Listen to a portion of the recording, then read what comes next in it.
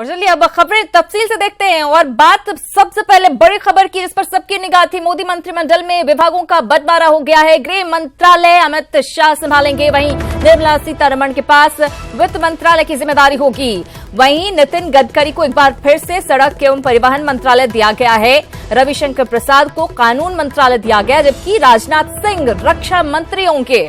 तो ये कयास लगाए जा रहे थे कि रक्षा मंत्रालय किसके पास होगा, वित्त मंत्रालय किसके पास होगा। तस्वीरें साफ हो गई है। पीयूष गोयल अब रेल मंत्रालय संभालेंगे। अर्जुन मुंडा को आदिवासी कल्याण मंत्री बनाया गया है, झारखंड से एकमात्र मंत्री। हालांकि झारखंड से राज्यसभा सांसद मुख्तार अब्बास नकवी अल्पसंख्यक मामलों का मंत्रालय एक बार फिर से देखेंगे। प्रकाश जावड़ेकर को सूचना प्रसारण मंत्रालय दिया गया है। एस जयशंकर को विदेश मंत्रालय का जिम्मा दिया गया है।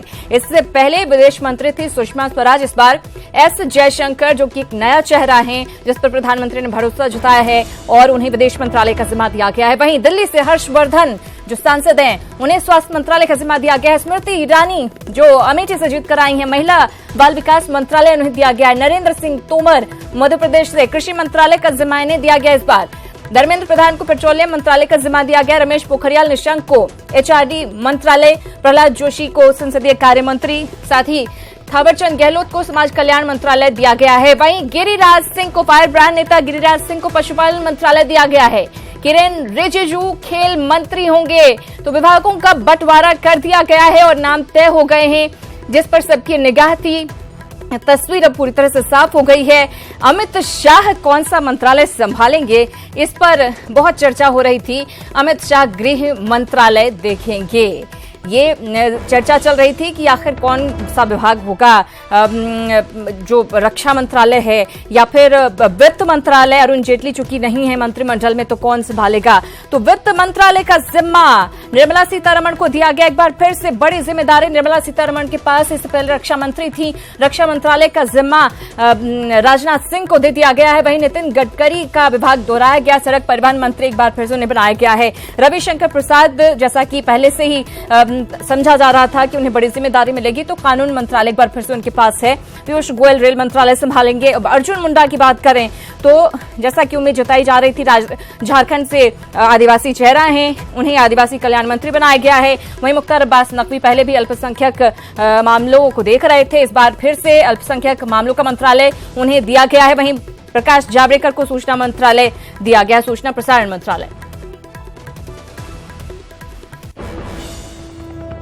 चलिए आगे बढ़ते हैं। आज सीएम रघुवर दास शपथ ग्रहण समारोह में शामिल होने के बाद दिल्ली से रांची लौटने वाले हैं। मोदी मंत्रिमंडल में झारखंड को जगह मिलने पर रघुवर दास ने पीएम मोदी और अमित शाह का शुक्रिया अदा किया है। साथ ही अर्जुन मुंडा को कैबिनेट में जगह मिलने पर उन्हें बधाई दी है।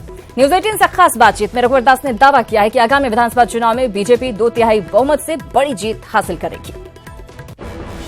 मेरे साथ मुख्यमंत्री रघुवर दास जी हैं। सर, केंद्र में नई सरकार का गठन हो गया और देखा जाए तो झारखंड से अर्जुन मुंडा जी को केंद्रीय मंत्रिमंडल में शामिल किया गया है। यशवंत सिन्हा के बाद अर्जुन मुंडा जी को कैबिनेट में शामिल किया गया, कैबिनेट मंत्री का दर्जा दिया। कैसे देखते हैं, क्या डेवलपमेंट सोच रहे हैं आप? निश्चित रूप से माननीय प्रधानमंत्री जी ने झारखंड को एक बहुत बड़ा तोहफा दिया और एक अनुभवी हमारे झारखंड के नेता को कैबिनेट मंत्री का दर्जा दिया।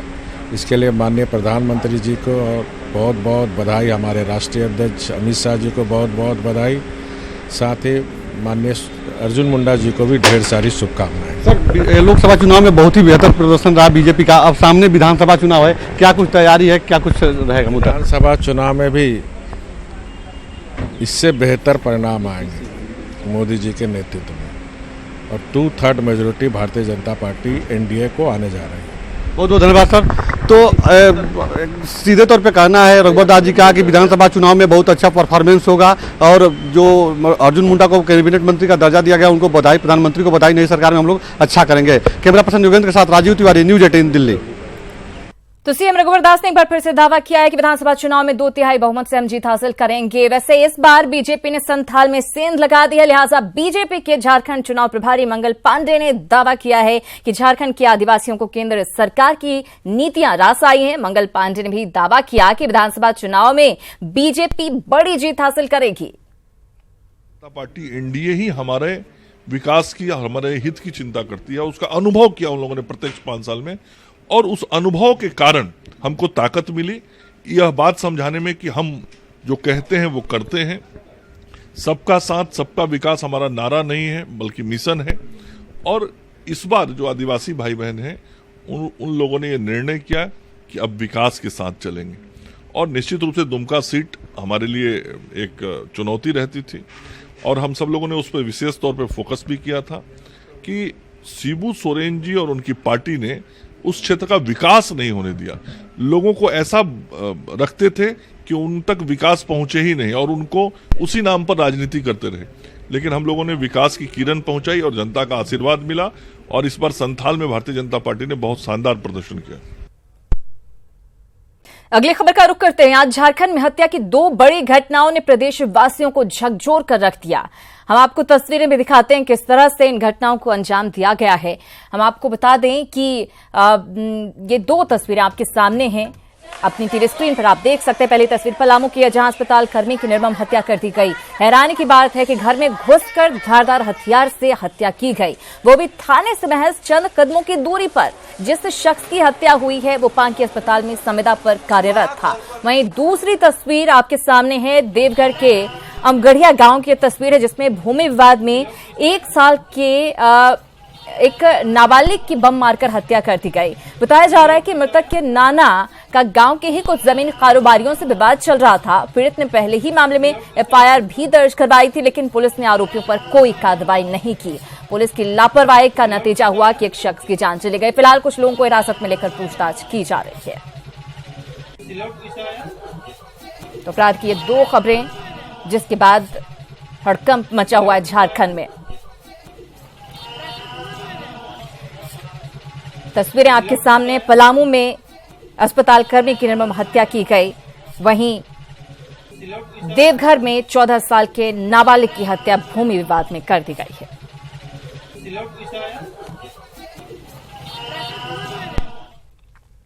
उधर राजधानी रांची में पिछले दिनों हुए लूटकांड में पुलिस ने एक बदमाश को गिरफ्तार किया है। अभी 3 आरोपी फरार हैं, जिनकी तलाश की जा रही है। दरअसल 24 मई को लालपुर चौक से महज कुछ दूरी पर ही अपराधियों ने 8,07,000 की लूट की घटना को अंजाम दिया था।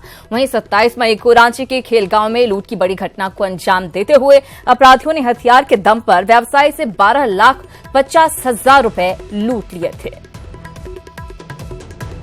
एक लूट की जो घटना हुई है उसमें एक एजेंट ही इन्वॉल्व था और उसको गिरफ्तार कर जेल भेजा गया है और उसकी निशानदेही पर 3 अन्य जो अभियुक्त हैं उनकी पहचान हुई है। उनके यहाँ भी लगातार छापामारी चल रही है और उनकी जल्द गिरफ्तारी हुई। अमित शाह देश के नए गृह मंत्री बने हैं और इसके लिए झारखंड के सीएम रघुवर दास ने उन्हें ट्वीट कर बधाई दी है। देश के नए गृह मंत्री श्री अमित शाह जी को हार्दिक बधाई। आपके कुशल नेतृत्व में भारतीय जनता पार्टी दुनिया की सबसे बड़ी राजनीतिक पार्टी बनी। देश की जनता ने बीजेपी को अपना बेशुमार प्यार दिया। आपका गृह मंत्री का कार्यकाल भी बेशुमार उपलब्धियों से भरा हो, यही कामना करता हूं। तो झारखंड के सीएम रघुवर दास ने ट्वीट के जरिए अमित शाह को गृह मंत्री बनने पर बधाई दी है। कभी कभी शॉर्टकट का दरवाजा भी महंगा पड़ जाता है। कुछ ऐसा ही वाकया रिम्स में देखा गया, जहां मेडिकल में एडमिशन कराने त्रिपुरा से रिम्स पहुंचा छात्र डॉक्टर बनने से पहले ही फर्जीवाड़ा करते गिरफ्तार हो गया। क्या है पूरा मामला, देखिए इस रिपोर्ट में। बेटा नीट के एग्जाम में पास नहीं हो सका था, पर पिता अपने बेटे को डॉक्टर बनाने की जिद पर अड़ा हुआ था। ऐसे में उसने सहारा जुगाड़ टेक्नोलॉजी का लिया। रिम्स में ईएनटी पीजी में एडमिशन कराने के नाम पर त्रिपुरा के रहने वाले सदल चक्रवर्ती दलाल के चंगुल में फंस गए। दलालों ने 12 लाख रुपए लेकर भी फर्जी एडमिशन ऑफर लेटर इन्हें थमा दी। फर्जी एडमिशन ऑफर लेटर लेकर जब ये रिम्स पहुंचे तो पकड़े गए और बेटा डॉक्टर बनने की जगह पहुंच गया हवाला। उसने जब पूरी लिस्ट देखी तो उस नाम के आदमी का कोई सिलेक्शन लिस्ट में नाम ही नहीं था। फिर उसको लगा कि जब उसने ध्यान से देखा तो लगा कि सारे पत्र जो हैं फर्जी जैसे लग रहे हैं, क्योंकि उसका भी सिग्नेचर या जो एडमिशन प्रोफेसर इंचार्ज हैं या डीन का भी सिग्नेचर लग रहा था कि जिसे बनाया हुआ है। शॉर्टकट के दरवाजे से मेडिकल में बेटे का एडमिशन कराने पहुंचे इस पिता को फर्जीवाड़ा पकड़े जाने पर पता चला कि इनके साथ ठगी हुई है। बरियातू थाना पहुंचकर इन्होंने दीपक, उदय और मनोज नाम के ठग के खिलाफ मामला दर्ज कराया है। नीट में जो सिलेक्शन नहीं हुआ उसका भी हो जाएगा, वो करके कांटेक्ट किया। फिर इधर आया, मैंने पेपर ऊपर भराया कॉलेज के ऊपर, फिर पेपर भेजा हमको कॉल लेटर लेके आया तो अभी बोल रहे ये फर्जी है। इतना ही है। कितना पैसा? ये पैसा 12 लाख पैसा लिया, 12 लाख रुपए। इसका फुल्स था कागज पत्तर, गया लेके ज्वाइन करने के लिए एक इसके पास क्या कहते हैं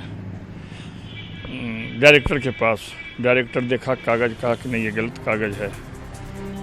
वो अकाउंट नंबर भी पुलिस को बताए जिसमें इन्होंने एडमिशन के लिए 12 लाख रुपए दिए हैं। साथ ही दलालों के फोटो और मोबाइल नंबर भी पुलिस को सौंपे हैं। ठगी का शिकार हुए अनुराग यहाँ दोषी जरूर हैं, वो सब कुछ जानते हुए भी डॉक्टर बनने की चाहत में शॉर्टकट का रास्ता अपना रहे थे और ठगी का शिकार हो गए।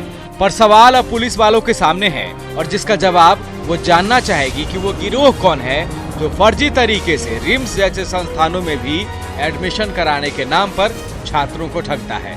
भुवन किशोर झा, न्यूज़ 18 रांची। फिलहाल इस बुलेटिन में इतना ही, लेकिन झारखंड की बाकी तमाम खबरों को विस्तार से जानने के लिए आप हमारी वेबसाइट पर विजिट जरूर करें। हमारी वेबसाइट है news18jharkhand.com।